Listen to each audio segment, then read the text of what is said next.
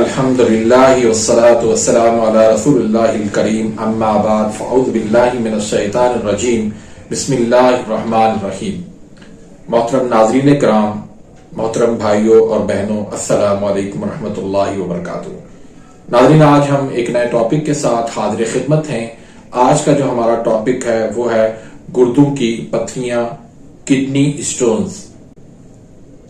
یہ kidney stones, ان کی کتنی اقسام ہوتی ہیں اور یہ کیوں پیدا ہوتی ہیں، اور پھر ان کا درست علاج کیا ہے، آج کی اس ویڈیو کے اندر ہم اس پہ انشاءاللہ بات کریں گے۔ تو میرے ساتھ رہیے گا، ویڈیو کو آپ نے مکمل دیکھنا۔ اگر آپ نے میرے اس چینل کو سبسکرائب نہیں کیا تو آپ سبسکرائب کر دیجئے، بیل آئیکن گھنٹی کے نشان کو پریس کر دیجئے تاکہ میری ہر آنے والی لیٹسٹ ویڈیو کا نوٹیفیکیشن آپ تک پہنچ جائے اور آپ میری ویڈیو سے مستفید ہوتے رہیں۔ اسی طرح ویڈیو کو اگر آپ نے لائک نہیں کیا تو یہاں پر لائک ضرور کیجئے گا، یہ آپ کا ایک لائک ہمارے لیے حوصلہ افزائی کا باعث بنے گا۔ دیکھیں ناظرین، کڈنی اسٹون جو ہے، گردے کی پتھری، ایک قسم کی نہیں ہوتی ہے۔ ہمارے ساتھ ظلم یہ ہوتا ہے کہ جگہ جگہ پر نیم حکیم بیٹھے ہوتے ہیں، انہوں نے پڑیاں بنائی ہوتی ہیں، مریض آ کے کہتا ہے کہ مجھے گردے میں پتھری ہے تو وہ پڑی اٹھا کے اس کو دے دیتے ہیں۔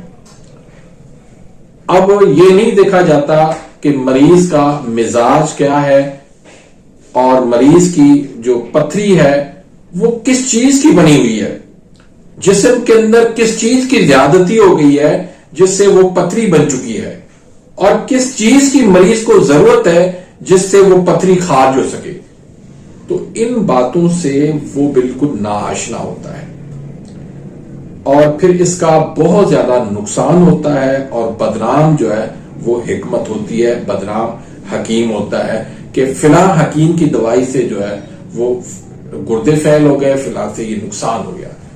تو میں ان بھائیوں کو بہت ہی عاجزانہ اور مخلصانہ مشورہ دوں گا کہ پہلے آپ طب کو اچھی طریقے سے سیکھ لیں، مرض کا اصل سبب اس کو پہچاننا سیکھ لیں،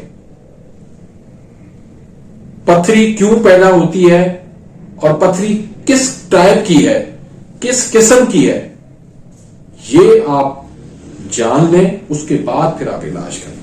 تو آئیے ناظرین، ہم پہلے دیکھتے ہیں کہ جب فاسد مادے جسم کے اندر رک جاتے ہیں، گردے ان کو ٹھیک طرح سے خارج نہ ہوں تو ان کا نقصان کیا ہوتا ہے۔ ایک تو ان کا نقصان یہ ہوتا ہے کہ جلدی امراض پیدا ہو جاتے ہیں، جیسے سورائسس ہو گیا، چربل ہو گیا، اور ایگزیما ہو گیا، داد ہو گیا، خارش ہو گئی۔ اس طرح بے شمار جو ہے جلدی امراض وہ اسی وجہ سے پیدا ہوتے ہیں کہ گردے وہ ٹھیک طرح سے وہ زہریلے مادے، فاسد مادے ان کو نکال کے باہر نہیں کرتا۔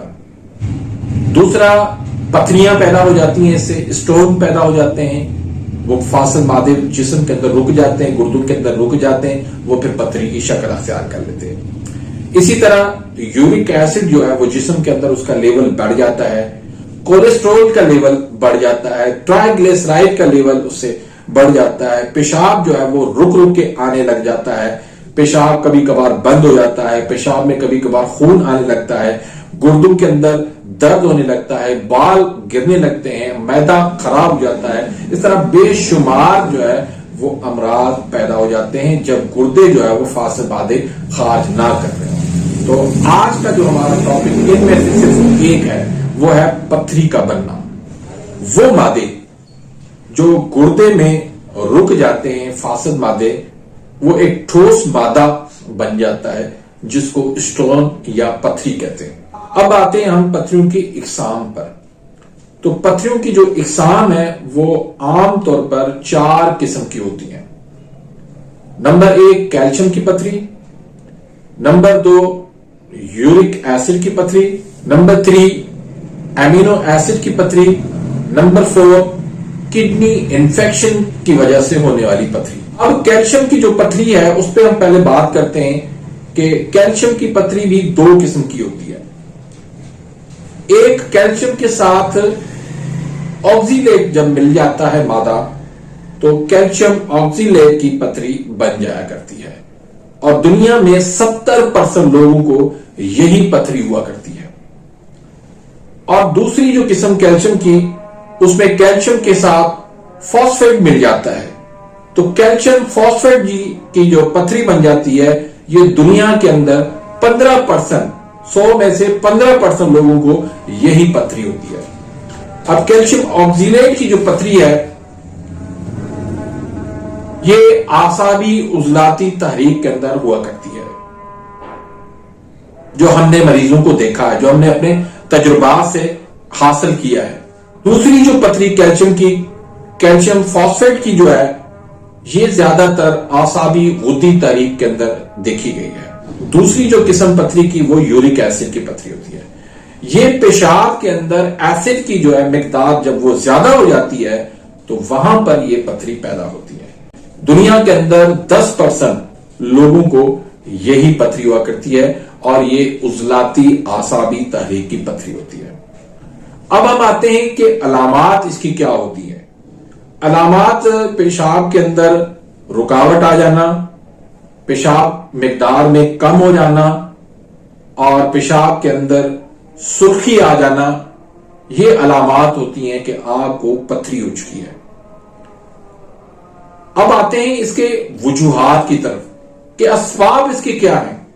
تو ناظرین، جیسے میں نے آپ کو بتایا ہے کہ اقسام الگ الگ ہیں، تو ان کی وجوہات بھی الگ الگ ہیں، ان کے کاز بھی الگ الگ ہیں، ان کے سبب بھی الگ الگ ہیں۔ جب ہم کیلشیم کی بات کرتے ہیں تو جسم کے اندر کیلشیم کی مقدار جب زیادہ ہو جاتی ہے تو وہاں پر کیلشیم کی پتھری بنتی ہے۔ جب ہم بات کرتے ہیں یورک ایسڈ کی، تو جب یورک ایسڈ جو ہے جسم کے اندر مقدار زیادہ ہو جاتی ہے تو وہاں پر یورک ایسڈ کی پتھریاں بنتی ہیں۔ جب امینو ایسڈ کی بات کرتے ہیں تو وہاں پر امینو ایسڈ جو ہے اس کی مقدار جب بڑھ جاتی ہے تو وہاں پر اس کی پتھری بن جایا کرتی ہے۔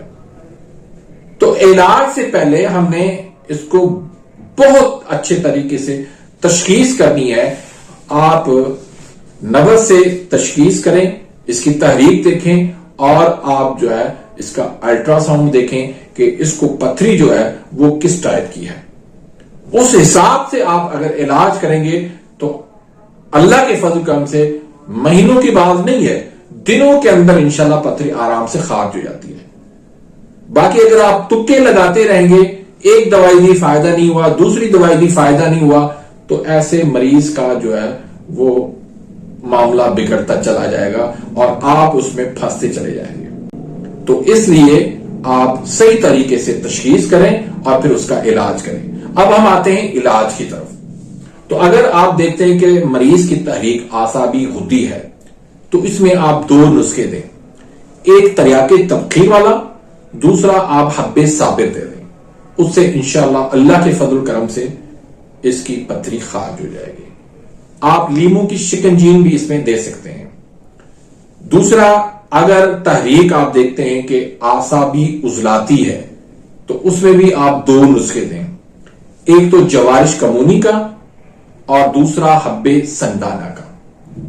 اور اگر تحریک عضلاتی اعصابی ہے تو اس میں آپ نے کیا دینا ہے، ایک تو حب سندانہ دینا ہے اور دوسرا آپ نے ریٹھا جو ہے اس کا مغز، اس کے آپ نے کیپسول بھر کے 500 mg کے، وہ ایک دن کے اندر یعنی رات کو آپ نے ایک کیپسول دینا ہے۔ تو یہ کیپسول آپ ہفتے سے 15 دن کے درمیان دے سکتے ہیں، ساتھ میں آپ حب سندانہ دیں، اور اگر قبض ہے تو اس کو آپ 5 مسل بھی دے سکتے ہیں۔ تو اس طریقے سے آپ علاج کریں، اللہ کے فضل کرم سے آپ کا علاج کبھی خطا نہیں رہے گا۔ ناظرین، امید ہے کہ آج کی اس ویڈیو سے آپ مستفید ہوں گے۔ اس ویڈیو کے بارے میں آپ کمنٹس کے اندر اپنی رائے ضرور دیجیے گا۔ ویڈیو اگر پسند آئی ہے تو صدقہ جاریہ کے طور پر اس کو آگے شیئر ضرور کیجیے گا۔ اپنا خیال رکھیے گا۔ اللہ حافظ۔